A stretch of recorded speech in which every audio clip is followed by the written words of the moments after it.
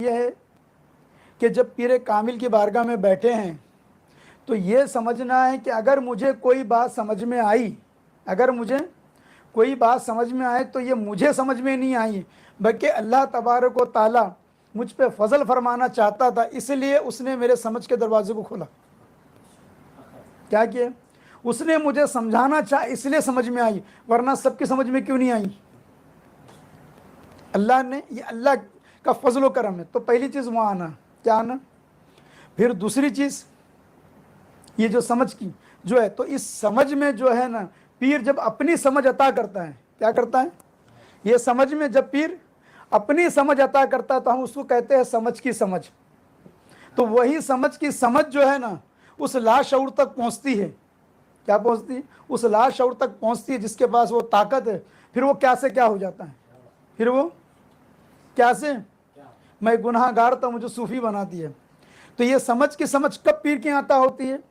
تو اس لیے کہا گیا کہ دانا گلے گلزار ہوتا ہے خاک میں ملنے کے بعد۔ دانا گلے گلزار ہوتا ہے خاک میں ملنے کے بعد۔ تو دانا کون سا دانا؟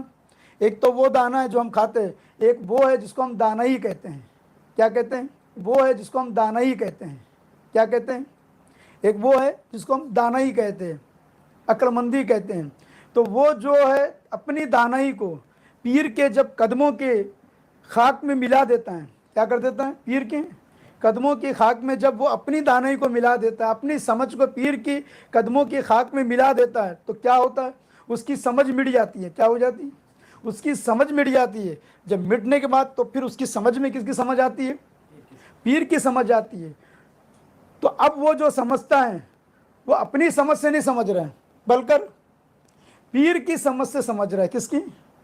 پیر کی سمجھ سے سمجھ رہا ہے۔ اسی لیے تو سرکار پیدہ عادل بیجاپور رحمۃ اللہ علیہ فرماتے، بارہا دیکھا خواب پریشاں بات الجھی سمجھ کی سمجھ میں۔ بارہا دیکھا خواب پریشاں بات الجھی سمجھ کی سمجھ میں، جب سمجھ کی سمجھ آئی سمجھا، خواب کی خود ہے تعبیر مجھ سے، خواب کی خود ہے